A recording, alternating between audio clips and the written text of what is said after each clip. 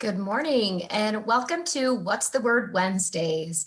I'm Audrey Walker and today we will be discussing everything you need to know for filing your taxes. Make sure to put your questions in the Q&A box if you're watching on Zoom or the comment box on Facebook, and we'll answer those in the last 10 minutes of today's town hall here. Now I'd like to give a warm welcome to Megan Tybos, Director of Economic Mobility and Initiatives with United Way for Southeastern Michigan, to say a few words. Thank you, Audrey, and thank you everyone for joining us this morning for today's town hall on filing your taxes. We know that filing taxes can seem daunting and complicated, especially with everything going on right now, all of the new changes, and we're still in the middle of a global pandemic. So we want to share some information with you around the tax credits you may be eligible for and the free tax preparation options that you have available. So today we are joined by two experts in this field, Troy Milton and Matt Hatherwick. Troy Milton is the interim tax program manager at Wayne Metro. He's a native Detroiter who started out by studying music education at Jackson State University and attended Le Cordon Bleu at the Atlantic Culinary Academy. After 12 years working in the culinary world, Troy discovered his passion for human services, which brought him to Wayne Metro Community Action Agency, where he's worked as a tax site coordinator in the VITA program for the past 6 years. And in addition to serving as the interim tax program manager at Wayne Metro, Troy's also pursuing a degree in special education at Eastern Michigan University. So a very well-rounded gentleman with lots of history working in the tax services field. Matt Hatherwick is Director of Individual Tax Programs at Accounting Aid Society. He joined Accounting Aid in January 2019 as a tax site coordinator. And then was later promoted to Director of Individual Tax Programs. He's a mission-driven finance and accounting leader with 12 years of experience in finance, business, and operations. He earned his bachelor's degree in finance from Michigan State. You can see he's very proud of his state connections there. And he has a master's in finance and business administration from U of M Dearborn. So Matt and Troy, thank you so much for joining us today. And I'll turn it over to Troy to kick us off. Thank you, Megan. I'm pleased to join everyone this morning. So we're going to jump right into it. We're going to talk about why filing taxes is important. One of the most important reasons to file your taxes is that you could very well be eligible to receive certain tax credits that may result in a refund for you. And those tax credits could include the earned income tax credit, the child tax credit, and even education credits. Many times people that do not have a filing requirement will just, avoid filing taxes. They don't want to go through the hassle, and more often than not, it's a cost thing. So they don't want to pay someone to file a tax return when they don't think they're going to get any money back, which is understandable. But they need to know that there are credits out there that could yield them a refund. So if they had earned income, they could receive possibly the earned income tax credit. If they have children, they could possibly get that child tax credit. And if they were college students, or if one of their dependents was a college student at an eligible institution, they could possibly be eligible for education credits. Another reason is you may be able to get back some or all of your federal tax withholding. So sometimes people will work sporadically throughout the year and not have a lot of income. If they're under the filing requirement in terms of their income, they will get all of their federal and state tax withholdings back to them. So, that'll put a couple of dollars, in someone's pocket that may not have had a lot of income throughout the year. The next reason I'm going to discuss is benefit eligibility.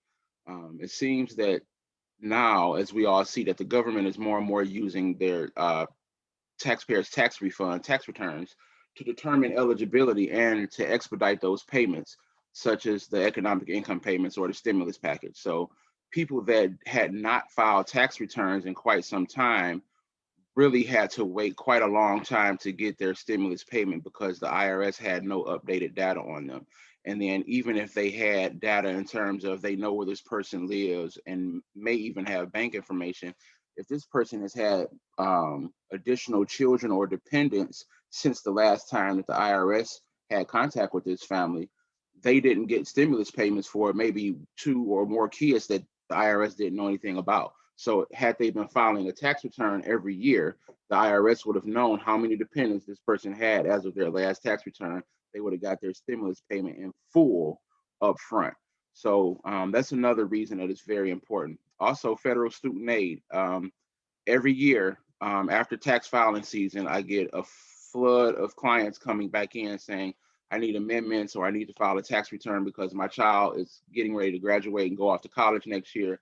And I have to fill out this FAFSA and they need a tax return or a correct tax return. Many times they filed incorrect filing statuses and FAFSA will make them go back and adjust that to file a correct tax return. So also people that are looking to buy homes and receive mortgage loans, they need updated tax information. So for all those reasons, for benefits, federal student aid, mortgages, loans, etc., it's a good practice to file your tax return regularly.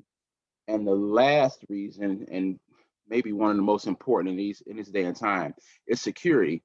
You want to do everything that you can to prevent others from using your identity or the identity of your children or dependents. And one way to do that is to file your own federal and state tax returns regularly.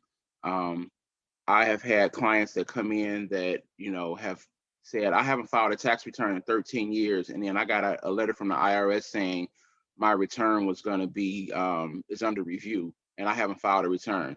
What happened was typically someone they know or that had access to their information, had been filing false tax returns under their social security number and name for years. Okay, so they were claiming fake income, usually self-employment income, just to get those large refunds. And the person didn't even have the clue until they got a letter and they came in and we, once we did our due diligence, found out that this person had been filing tax returns under their name for a long time. So we want to prevent identity theft and prevent others from using your identity as much as we can. And filing your own tax return is a great way to do that. And I think I'll turn it over to Matt here. Thanks, Troy. Fantastic information right there. It's so important for people to understand that. I'm going to take us in the next direction. So I'm going to take us to not why it's important, but what's new for the tax filing season. There's been a lot of changes. You've been reading things, you're seeing them on the news, hearing about them. So let's just talk about some of them. The first thing is the earned income tax credit, which Troy had mentioned. Due to the pandemic, there were a lot of people that were either underemployed or were unemployed for the majority of 2020. The IRS, along with Congress, put a rule in place for this filing season, what is called a look-back provision. Is what this allows for is taxpayers can utilize their 2019 or their 2020 earned income to calculate the most beneficial earned income tax credit and also the most beneficial child tax credit. Now, they're not, just to make this clear, because a lot of people have confusion on here, that's only for calculating these two credits. It's not for calculating your overall income tax return. So when you work with a preparer, make sure that you have your 2019 income tax documents, your income tax return with you, so that way the preparer can best help you maximize your income tax return for 2020. Next thing is the rebate recovery credit. Now this goes hand in hand with what Troy said when talking about a taxpayer who maybe hadn't filed a tax return in a couple of years. And so the information that was on hand with the IRS was not fully up to date in terms of who was in the household, who were dependents and the such. So this rebate recovery credit is in effect the way that you can recuperate the remaining economic impact payments that you did not receive last year because maybe the IRS wasn't informed of your current family status. So for instance, if you had a child during 2020, then possibly you would be receiving an additional rebate recovery credit. If maybe you hadn't filed your 2019 tax return yet and you had a child during 2019, they were using your 2018 information. So it's important that you get that taken care of and get those filed so that way you can get up to date. Well, because you didn't get it then, now's the chance you can go back and get that rebate recovery. And so that's the way is through that credit. The last thing is unemployment income. And this is a very, very, very popular topic right now. As of today, the law states that all unemployment income is taxable on the federal 1040 tax form. Which means that if you received unemployment income last year, it will be taxed in its full amount.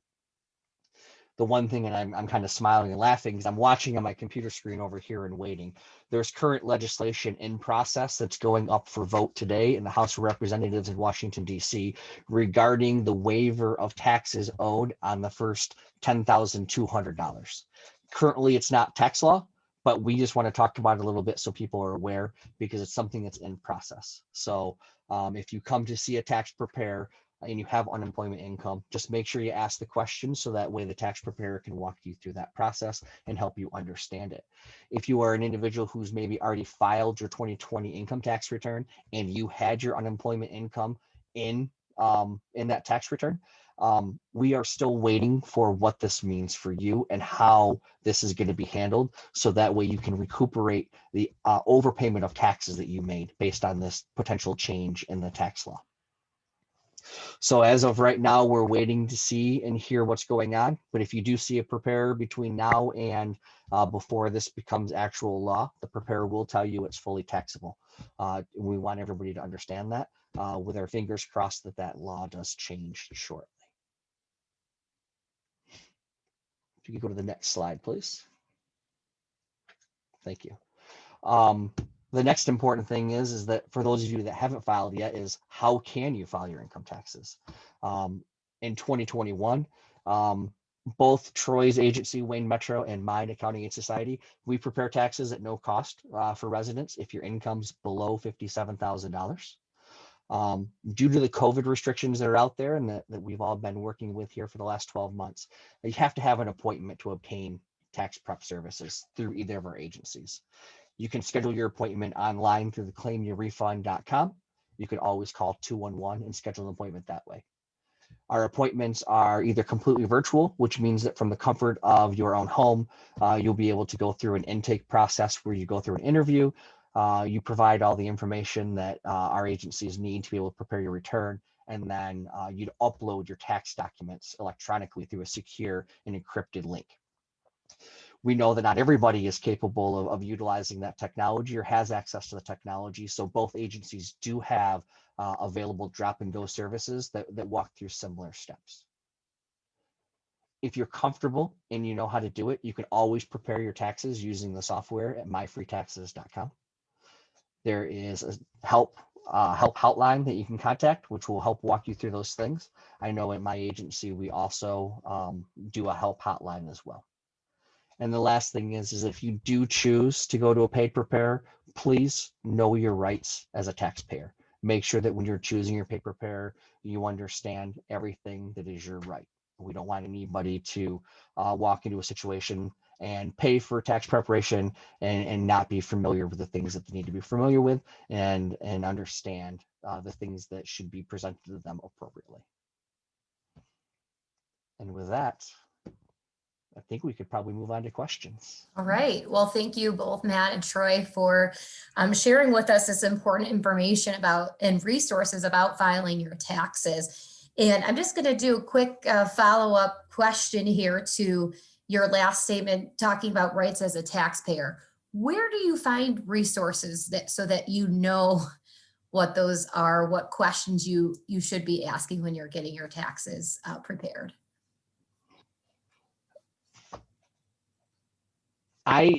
We recommend people, you can use the IRS website.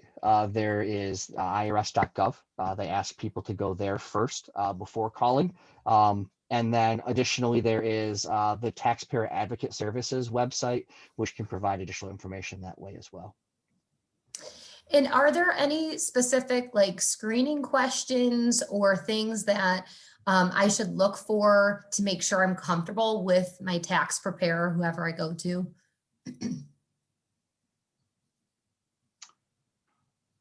So I'll jump in here. I think if you're going to a paid preparer, there certainly are some things that you should look for. I will be looking and making sure that they are registered with the IRS, that they are indeed,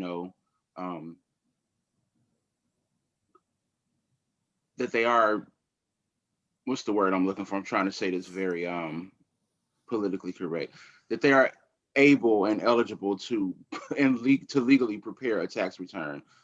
Their PTN should always be on your tax return. If you're coming to one of our agencies, we are under such, heavy IRS oversight that all of our preparers have to be certified. We have to always update our certifications every year. Today I have an IRS visit from one of my sites after I get out of this meeting. So the IRS is always coming out to our sites or doing virtual reviews, making sure that our processes are, legitimate and we're following guidelines. So I think when you come to most VITA sites, I think you're pretty secure in knowing what you're going to get there. But paid preparers, I've seen lots of unscrupulous things. But so just, make sure that they are certified to prepare your return, and always look over your return. If you don't know what you're looking at, maybe take someone with you. Just ask as many questions. Like if you think you're becoming a pest to them, it doesn't matter. If you see something on your return that doesn't look right, like if you see a Schedule C on your tax return and you've never seen a Schedule C before, start asking some questions. What's the Schedule C here that I see on my return? Make sure that they are explaining to you exactly what your refund amount is. Make sure that you're looking at that and make sure that that's actually what you receive. Lots of times people will go into the IRS website to check their return status, and they can't get in because when they enter the refund amount, the refund that was submitted to the IRS isn't the same as what the preparer told them. And what had been happening a lot is a preparer will prepare your return with, X amount of dollars for your refund. You would sign off on it, say, great. Once you leave, they would go back in and add, a couple of $1,000s in self-employment and, all kind of business losses to bump the refund. And they get the refund check sent to the tax preparer, and then they give it to you. So the tax preparer was getting maybe $2,000-3,000 more of the refund than you actually even thought you were ever getting. So when you go to the IRS website and try to check on your refund status, it's saying we don't have any information because you're putting in incorrect information as far as the IRS is concerned. So just make sure that you're asking a lot of questions. And if you get that uneasy feeling, walk out. Yeah. I actually started preparing taxes because I was a victim like that, and I ended up not getting a tax return for like 6 years because I owed the Wow. IRS over $12,000. Yeah. Well, I'm glad you were able to turn that around into what you do now, definitely, because people do need a lot of help. And then to that point, if you do feel like you have been, a victim of something, as you mentioned, where something unscrupulous happened, is there a place to report that, or how do you handle something like that? Yeah. Matt, you want to take them? Yeah, perfect. You can always reach out to the IRS. So if something's happening, it's incorrect. And a lot of times, when this happens, you don't realize it until you need your income tax information to get something done. So you're filing FAFSA for your kids, or for individuals who maybe have subsidized housing and they have to turn in their income tax return, and they double check it against the information doesn't match up. It becomes highlighted as a red flag. So you can always contact the IRS. There is a document that can be filled out to let them know that there was a preparer who prepared a return, or challenging that they may have done something wrong or fraudulently. The one thing I also wanted to add to what Troy was saying is that another important question to ask when you go in is to see where they're going to be after April 15th. Are they going to be there if you get a letter from the IRS, or if you get a question from the IRS and you need assistance with it? There's a lot of tax preparers who are really busy from mid to late January until the middle of April, and then they kind of disappear until again next tax season, and you're kind of left there chasing after them to get assistance. A lot of individuals who file income tax returns with earned income tax credit or child tax credit on it, the IRS takes a second look at it because it's high prevalence of tax fraud inside of those two tax credits. So they may ask you to provide some additional information before they finish processing your tax return. If your tax preparer isn't available, that's only going to delay your process. That's one of the fantastic things about our two agencies, is that we're here year round to help people through this process. So if you have your tax return prepared by Accounting Aid or Wayne Metro, and you get one of these letters, which is okay because we see them all the time, because all they're doing is they're verifying and protecting people from fraudulent things. And they're not accusing you of being fraudulent. They're just protecting the system as a whole. We help you through that process to make sure the IRS or the state of Michigan gets the information they need to ensure that you get the refund that you're supposed to get. Great. And I know that we just put in the chat here a little flyer that we at United Way put together, just talking about your rights as a taxpayer too. So you definitely want to look at that if you have questions about that. And then speaking to the services that you all provide, you mentioned that you want to make an appointment and things of that nature. I know we have some questions out there about somebody who's working with an older adult who needs support at, little or no cost. First question, are there appointments available? And also, what are the income requirements for getting tax assistance? What does that look like at your agency, Troy? So it's the same across the board for both agencies with VITA programs. It's $57,000. There are appointments available. Now, those appointments do book up on a daily basis. So if you log on trying to get an appointment and it's maybe 4 or 5 p.m., you may not see any appointments available because every day we release our appointments out a certain number of days ahead. So the next day, if you jump on, 6, 7 o'clock in the morning the next day, all those appointment slots for the next open date will be open. So there are appointments available. You kind of have to early bird catches the worm with them right now. We just onboarded 3 new staff this week. So I will be opening up more appointment slots through our online scheduling software this coming week. So, we'll have a larger capacity to service more clients. Mm-hmm. And are all those appointments, are they virtual? Go right ahead. Sorry, Audrey. I was just gonna say we add over 100 appointments a week, or every single day around 9 a.m. just so people know when they're trying to get their appointments. So go ahead, Troy. Sorry to cut you off. I was just asking if all of the appointments are virtual or if there are opportunities for in-person appointments. So the way our appointments work, all our appointments are routed through our virtual intake process. So once our intake process is done over the telephone. So a client makes an appointment, we contact them over the phone for that intake appointment. Once we have the intake appointment over the phone, then we will, either divert them to our virtual process or our drop and go process. Our virtual process is obviously preferred because it's the safest and, most effective way to get through the return process quickly. But if clients, cannot complete that process or just don't wish to complete it, they're not comfortable with it, then we'll divert them to a drive up or a drop and go tax service where they could come and bring their documents in person. We'll prepare it, sign it, and give them a physical copy. Mm-hmm. And accounting aid has a process as well, the drop and go. I'll let Matt tell you more in depth about it. Yeah, ours is slightly different in the sense that we do our drop and go intake right at the tax sites. So it's about a half-hour appointment. You can come in. We go through the normal intake process that we normally do. We ask all the questions that the IRS requests of us through the intake form. We upload your tax documents and we prepare it remotely and safely. And then we contact the client when we're finished to let them know and then get an e-file for them.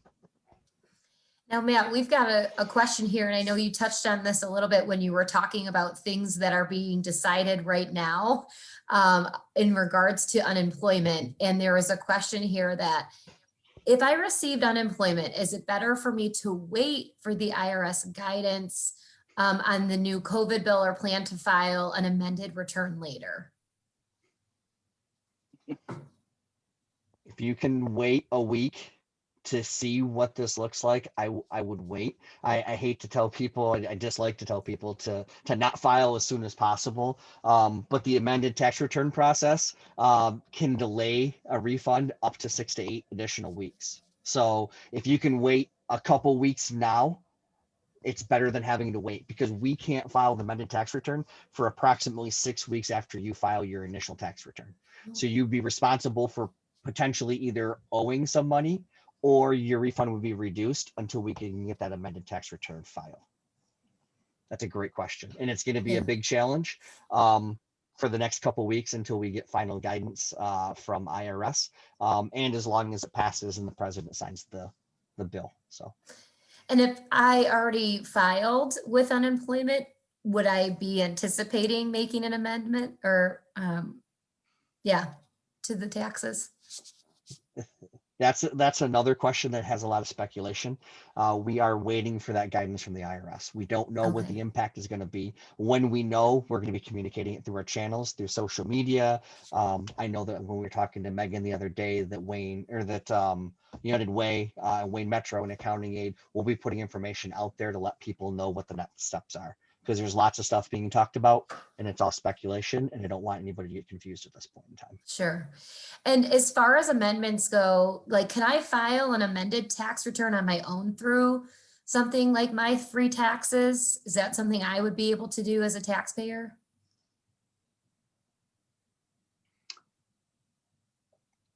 I believe so, but I'm not sure. I can, I'm going to check right now while we're on here. So I'll give you an answer shortly. Yeah, that's a Okay. great question. Yeah, I don't, I mean, I utilize our software and not quite Sure. as familiar with some of the self-preparation software. So again, more reason for waiting for the IRS to let us know what to do and to sit tight and wait for us to figure that out, get the guidance, and then wait for the communications coming out of United Way, Wayne Metro, and Accounting Aid Society on Mhm. what the next steps are for those tax filers.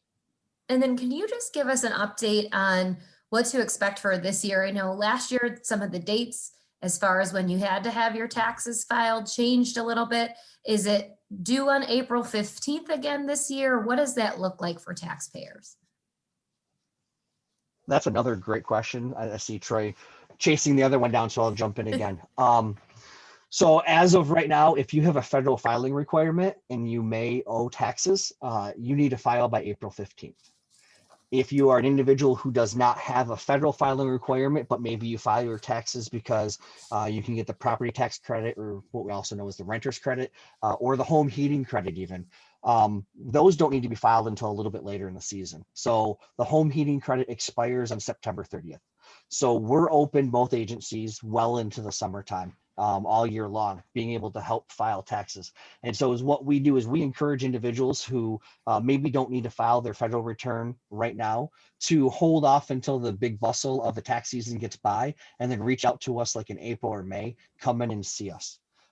Because as of now, there's no changes in the filing date from the IRS perspective or from the state or from the city. So that's still an April 15th deadline if you're required to. If you're filing for state tax credits only, then you have a little bit longer, which is September 30th. And what happens if I miss my deadline to file taxes? Another great question. If you owe, there is a failure to file penalty that you could be charged with.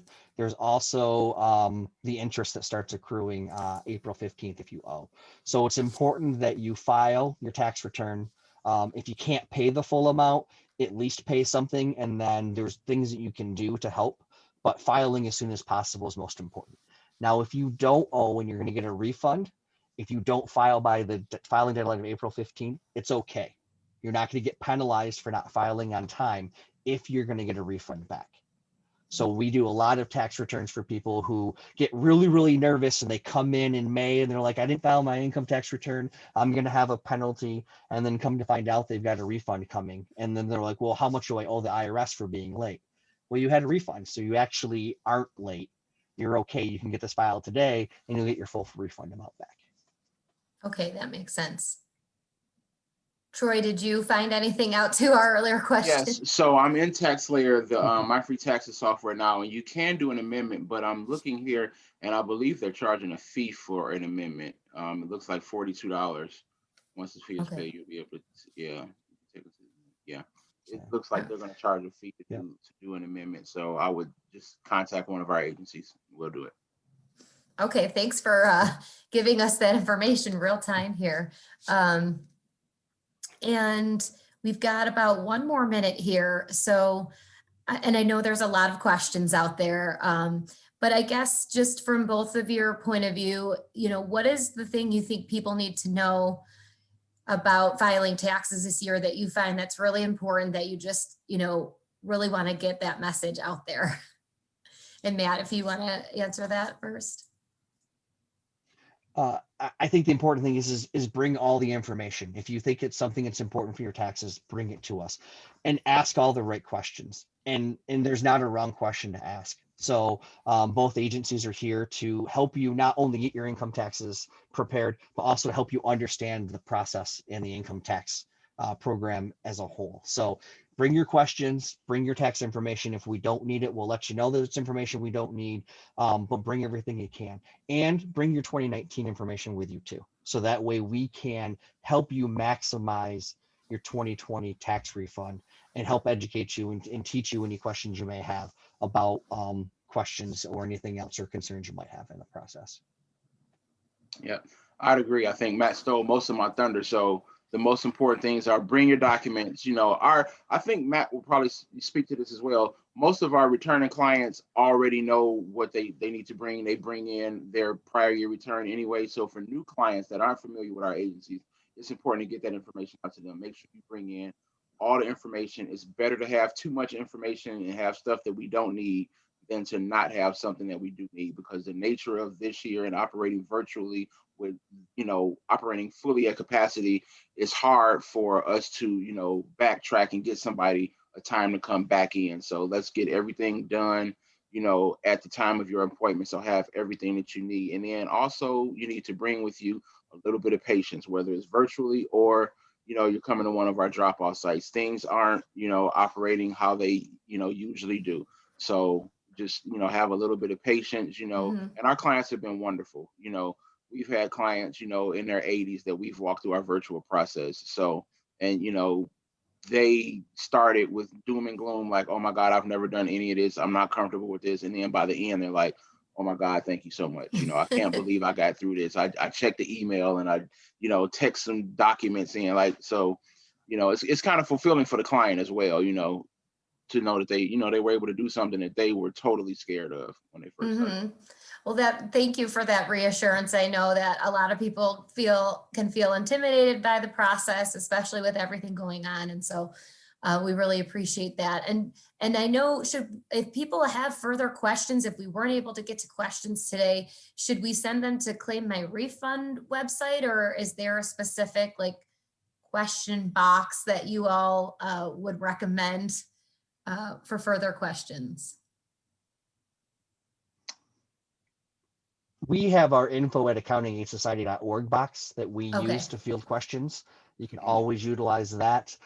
We have somebody staffing it. If they can't answer the question, it gets sent over to me or my team, and we can help people with those things. Yeah. Troy? Yep, we have our Connect Center who, fields all of our client calls and appointment scheduling. They also have a chat feature, so you can feel free to reach out to them and they will contact us with your questions and we'll get back to you. Great. Well, thanks so much. That's all the time we have for questions today. And I'm going to turn it back over to Megan with a few closing words. Thanks so much. Thanks again, Matt and Troy, for all of this great information and for all of the work you do every day. Both your agencies have really just done a phenomenal job of rising to the very difficult occasion of trying to pivot what used to be a very in-person service and make it work during these crazy COVID times. So we really appreciate that.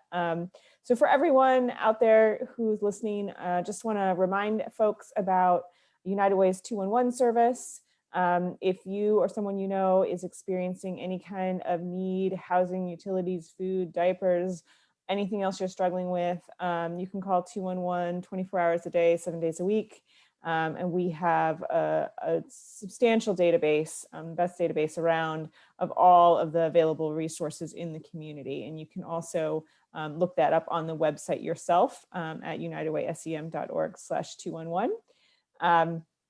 If you need help filing your taxes, please make an appointment at claimyourrefund.com to have an appointment if you make less than $57,000, or also at any income level, check out myfreetaxes.com to file your taxes yourself with online guided software step-by-step. It's not too difficult. And then we will be taking a break next week for the Town Hall series, but we will be back on March 24th. March is Literacy Month, and we'll be joined by Ashley Hart, who is United Way's Childhood Training and Technical Assistance Specialist, to discuss bringing diverse stories to your children and how to talk about how to talk with them about diversity. So please visit unitedwaysem.org/virtual town halls to sign up for alerts and find out about upcoming topics on What's the Word Wednesdays, and to view a recording of our previous town hall presentations. So thank you, everyone. Stay safe.